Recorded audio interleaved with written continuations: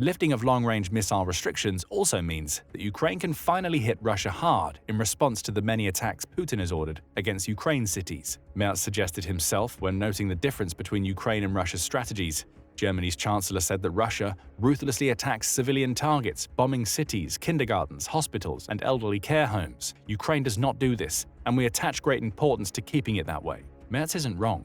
The massive drone strike we mentioned earlier in Kyiv is just the tip of the iceberg for Putin's brutal civilian targeting strategy. Russia's attempts to create terror inside Ukraine have so far led to its missiles, drones, and glide bombs, killing at least 13,134 civilians between February 24, 2022 and April 30, 2025. Of those more than 13,000 dead, 701 are children. Russia's terrible attacks have also injured 31,867 people, including 2,032 children.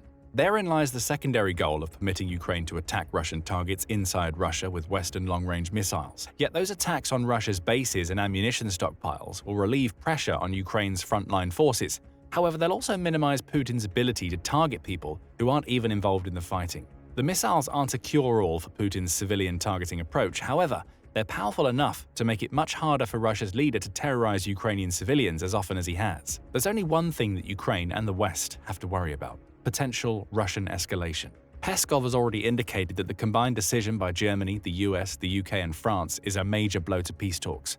In truth, none will take that threat seriously. Putin has done everything in his power to avoid creating a ceasefire agreement or any form of peace treaty that doesn't call for the total eradication of Ukraine as a sovereign entity. Despite the best efforts of the US and Ukraine, peace doesn't seem any more likely an option now than it was before Trump became the US president. More worrying, at least for the West, is that the decision to lift restrictions means Russia may start accusing the four countries involved of direct participation in the Ukraine war. Moscow hinted at that likelihood when it warned that Germany allowing Ukraine to use Taurus to strike Russia's transport infrastructure could amount to this direct participation. Given these statements, we have to consider something important: Russia's nuclear doctrine. When the US first permitted Ukraine to use ATACMS to strike Russian targets in occupied Ukrainian territory, Putin responded by signing into law a new Russian nuclear doctrine. Among the tweaks Russia made was the inclusion of language suggesting that Russia could now respond with nuclear weapons to the launch of ballistic missiles attacking the territory of the Russian Federation and/or its allies. ATACMS is a ballistic missile.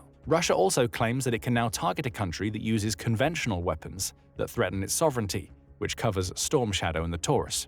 But most worrying of all, Russia's new nuclear doctrine says that it can use nuclear weapons both against the country attacking it and any country providing its opponents with the means to hit Russia's territory.